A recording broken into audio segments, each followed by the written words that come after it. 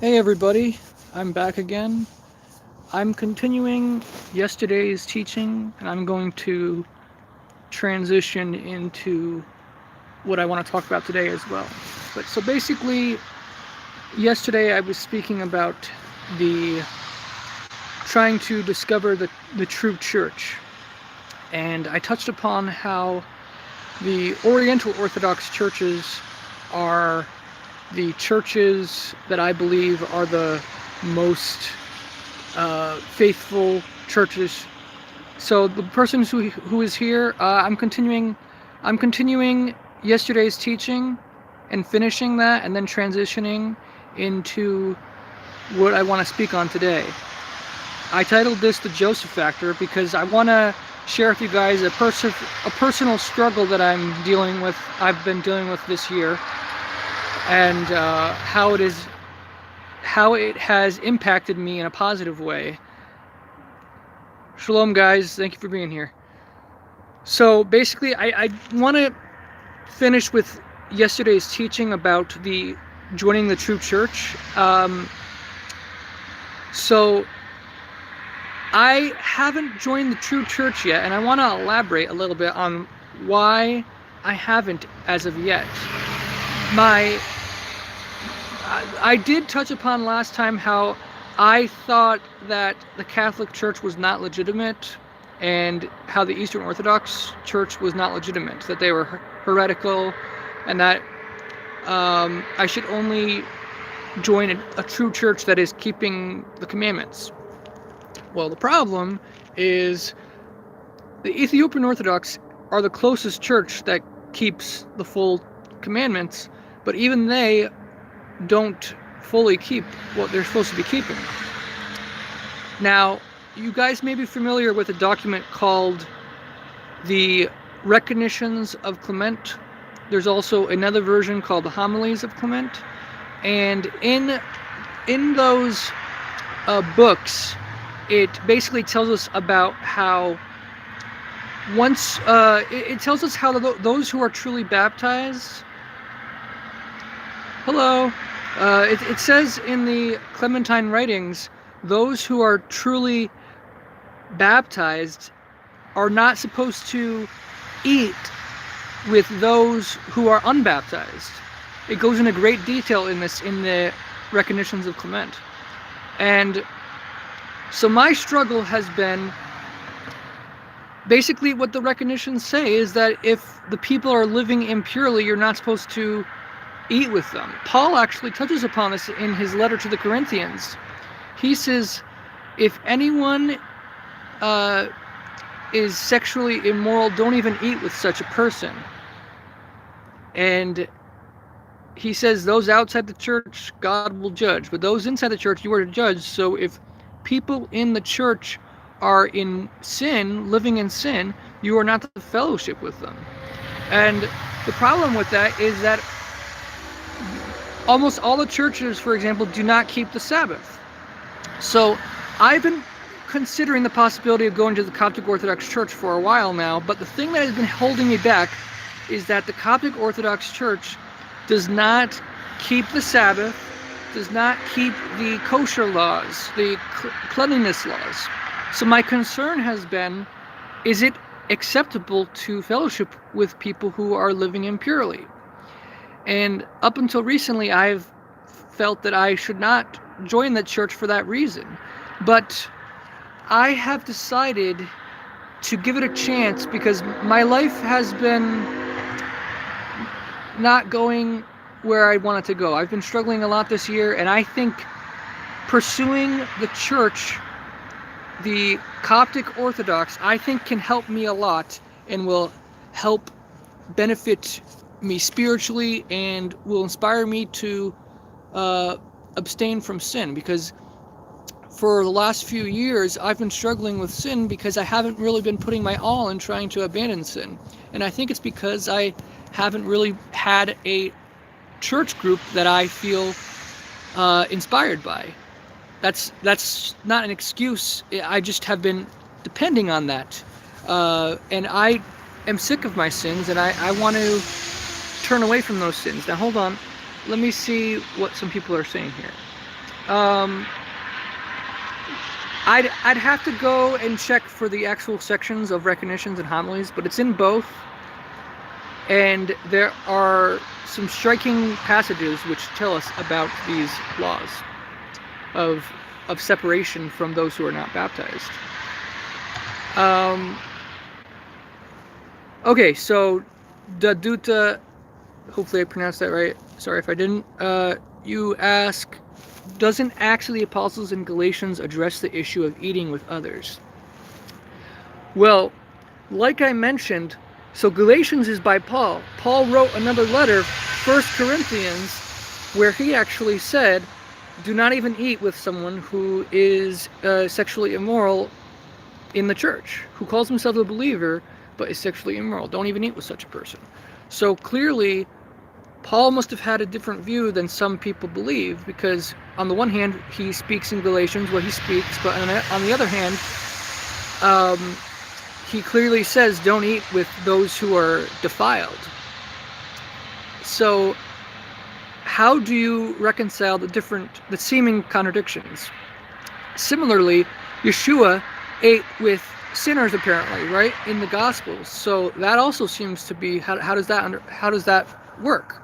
Well, first of all, for Yeshua, he only ate with baptized people, baptized sinners. So, for example, remember in the Gospel of Matthew, it said he had only come to the lost house of Israel. Remember, he didn't preach to any of the Gentiles. The one woman who was a Gentile came to him, and the woman in the Gospel begged him to give the table scraps and to heal either her or her son or something, and Yeshua was so impressed by her faith that he did heal her. And the homilies actually tells us that this is because she had abandoned sin and had purified her heart and repented truly and wanted to join the faith of Israel. That is why Yeshua, he saw her heart of repentance and healed her. And so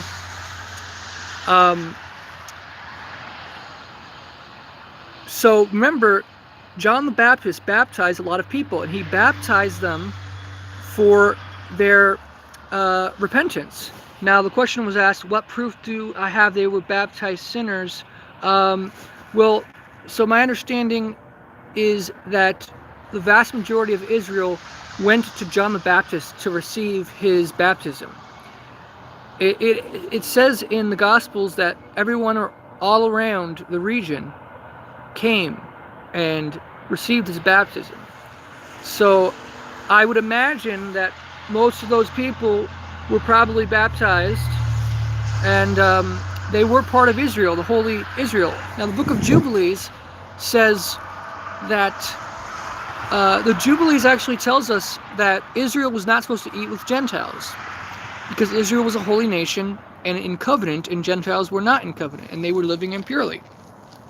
Now when the Messiah came and he died and rose again, he declared he gave a new covenant and allowed Gentiles to enter the new covenant without having to join Israel.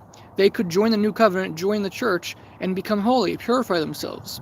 So the issue was, Gentiles who join the church, are they allowed to eat with Jews, Israelites? Because Jubilee says Israelites are only to eat with Israelites, not with Gentiles. But when Jubilee said that, that was in the context of the Old Covenant prior to the Gentiles being purified and made holy. The New Covenant purifies Gentiles and makes them holy if they join the church. And so in the context of the New Covenant, everyone in the New Covenant is holy and purified, and they are able to eat together. So Gentiles who join the church and Jews who join the church, they are allowed to have fellowship with each other and eat together. But Galatians tells us that Peter was being hypocritical, and some of the other people were being inconsistent in that they were eating with Gentile believers who were baptized. They were eating with them. But when other Jewish believers were coming around who said that they were not allowed to do that, then all of a sudden they didn't want to offend those Jewish brothers, so they stopped eating with the Gentile brothers. And that was hypocrisy, and that was basically shutting out the Gentiles, keeping them out of fellowship when they didn't deserve that. So that was considered wrong. Paul said that was wrong. So I don't think what Paul said in Galatians and what Acts says is an indication that we are to eat with sinful people outside of the faith. I think it's saying that those in the faith who are seeking repentance and purifying themselves, we are able to fellowship with them.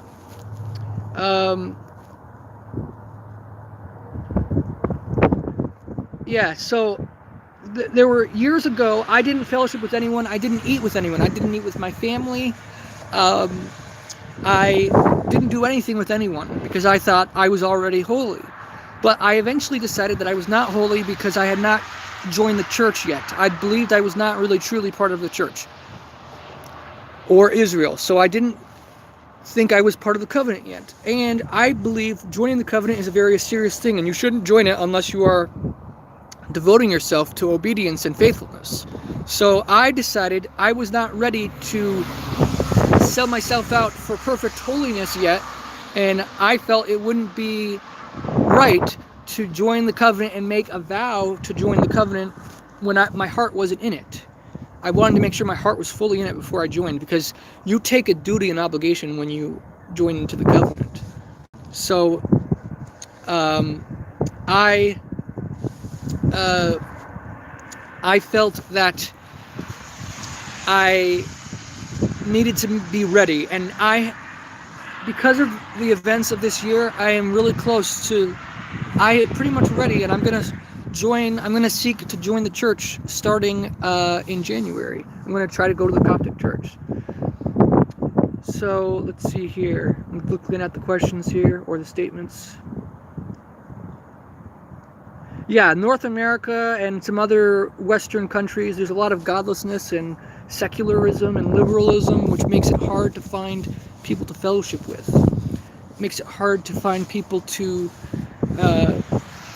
seek God with. So, but I believe that the Oriental Orthodox churches are holy enough and they have a good enough heart intention that we can pursue fellowship with them as long as they are seeking holiness. And you see, these churches, they have what's called confession as well as penance. And penance basically means when you confess your sins to the priest, you tell them that you have committed certain sins, and if those sins are considered by the church to be needing purification, then you have to purify yourself through penance.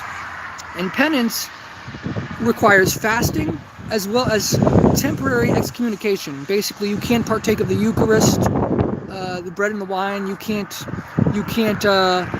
join in full fellowship with the believers until you're fully through your penance.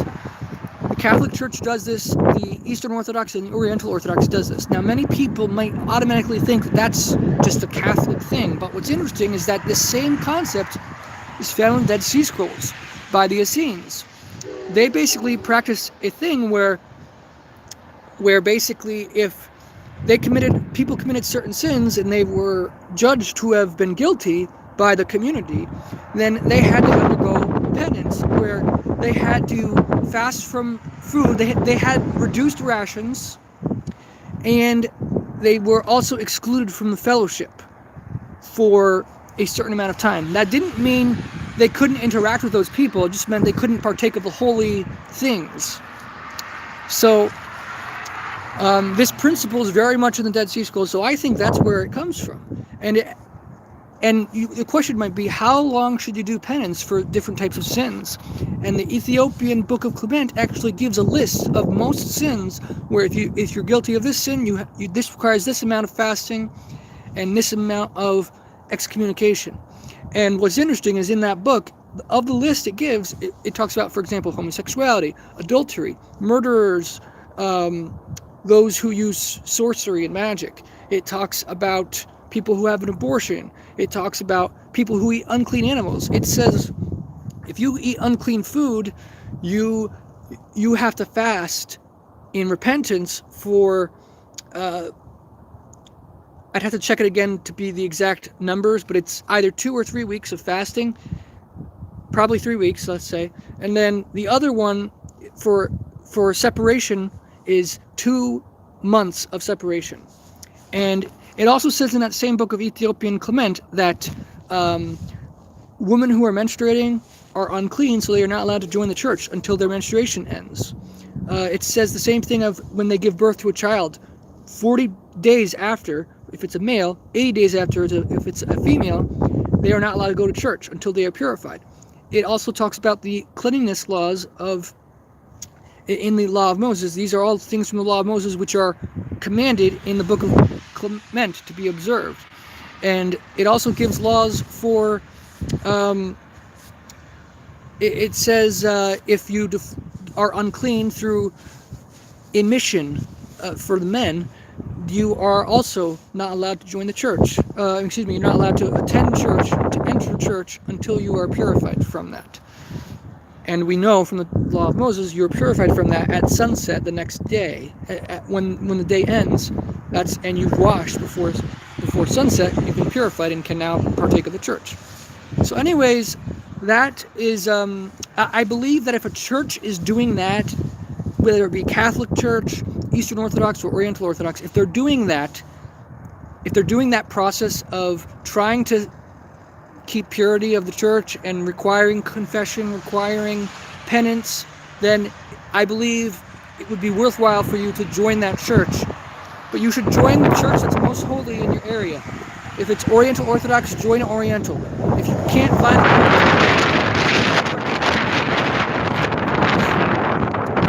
Orthodox Church, Catholic Church, but I do want to say be careful, because I believe these churches are committing idolatry. For example, many Catholic churches have an idolatrous view of the Eucharist. They believe the bread and wine literally become Jesus. They literally become God, they believe. And they're basically worshiping the Eucharist. So I believe we should not fellowship with, if you witness that in a church, leave that church. Do not partake of idolatry. I want to make that clear. And also there are some churches which pray to the saints and they worship the saints. So, now, it is my understanding that intercession of the saints, there's 2 types. One is we believe that the saints intercede for us. That's fine. That's an okay belief. But do not pray to the saints. Even praying to them, some people justify it by saying, well, I'm only asking them to pray for me. But no, that's not okay either. They're dead. We're not supposed to communicate with the dead, we're told. That, in my view, is a sin, and a serious sin at that. So if you're in a part of a church, or if you see a church that is advocating that type of thing and imposing it on the people, then find another church, or at least tell them to stop. And if they refuse to stop after preaching the truth to them, then get rid of the dust off your shoulders and feet or whatever, and go to another church. So I believe holiness is important. But if you can find a church that's not in idolatry and is part of the apostolic succession and is trying to be holy, I would join. And I'm going to join the Coptic Orthodox starting in January, and I'm going to see what it's like, and I really want to do this. Now, I only have about 6 minutes left. I'm going to tell you why I called this the Joseph factor. So earlier this year, for the last couple of years, I was in a relationship with a unbeliever who is baptized probably as an infant in the Catholic Church, but she's not religious at all. She doesn't believe in Yeshua. She doesn't care about God and the Bible, pretty much. So, but I was in that relationship because in the past, I've had some issues. I've been in relationships with other religious people, Messianics, and it's been disaster. These people, there are some people in the Messianic movement who are Christians or believers, and yet they're full of evil. They're horrible people, and I've had some traumatic experiences. 3 traumatic experiences in particular, two traumatic experiences with believers. So I thought maybe if I pursued an unbeliever, they wouldn't be as judgmental, because a lot of believers will cut you off. They will stop being friends with you if you disagree with them on one little thing, or even on a big thing. And I think that's not right. You shouldn't cut people off just because they are in error. You should try to love them and try to bring them back to righteousness. And if I was to cut everybody off because they believe something I consider major sin, then I'd have to cut everybody off. And that would be not practical. And it wouldn't be the way that we're taught. I believe we're supposed to reach out to people who are deceived and who don't know the truth. We shouldn't cut them off just because they are in error. That is arrogance, I believe, and being full of yourself, excessive pride.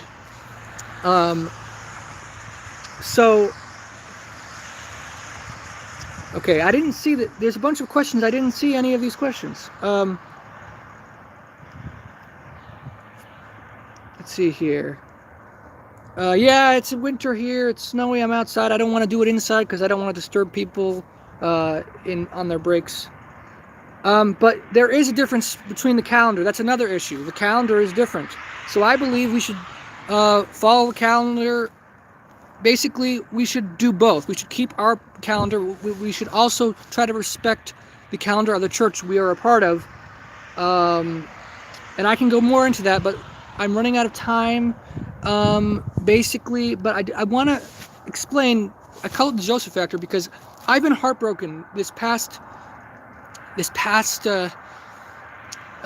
relationship I've had. I thought I was going to marry her even though she wasn't religious. Like, it was going really well, and then basically she broke my heart and doesn't want to speak to me ever again. I didn't do anything wrong. It's just the fact that it's simply the fact that we broke up, that she doesn't want anything to do with me, and she dumped me, and I didn't do anything bad. It's just that because I'm religious, she broke up with me, and it's heartbreaking. But you know what has done? It has really inspired me to, you know what, I'm going to stop trying to live outside the church and trying to live on my own and follow the ways of the world, because that's kind of what I've been doing in the last couple of years. I've been trying to live in the world in some ways.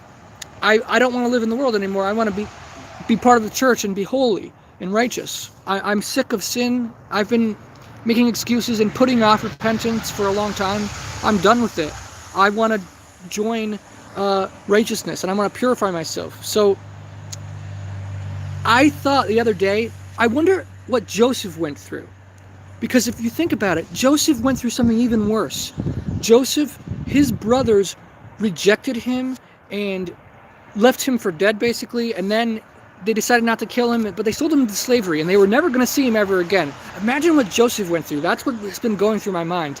And like, wow, no one ever talks about that. No one ever talks about the emotional heartbreak that Joseph must have been going through. His whole family turned against him, and he was all alone, and that must be far worse than a breakup, I would imagine, to have your family turn on you like that. So thinking about Joseph has given me encouragement, and it reminds me, because remember, Joseph said, you meant it for evil, but God meant it for good. So my ex-girlfriend, she, I believe, is evil for what she did to me. She has traumatized me, broke my heart, but I think in the end, this is a good thing for me and a good thing for other people, because it has inspired me to stop playing around. I'm going to join the church. I'm going to live my life for God finally, fully. I've been trying, but I need to really live my life for God and stop messing around, stop goofing off, and take this seriously. So I'm thankful that this has happened in that sense. I am thankful that she broke up with me and cut me off, because it's inspiring me to do this. At the same time, I think she will have to answer for what she did, and I think it's okay for me to feel hurt and traumatized by it, and I think it's okay for me to be bitter about this. But I'm trying to be positive, and I really think that this is a thing of God using the evil that she did to inspire me to become holy and righteous, join the church, and then inspire you guys. Because I gotta be honest, since I haven't really been trying to do this, I haven't really been telling you guys to do this too much, because I don't want to tell you guys to do something if I'm not doing it, right? So basically, now that I'm going to be doing it, I'm going to be trying to emphasize this more in my videos. My break's about over. I gotta go. I see some other questions that were asked. I did not have time to answer them. I will try to answer them in the comments, or maybe make another video to answer them. Shalom, guys. Thank you for watching, and I will possibly do a video tomorrow. Have a good day, guys. Thank you.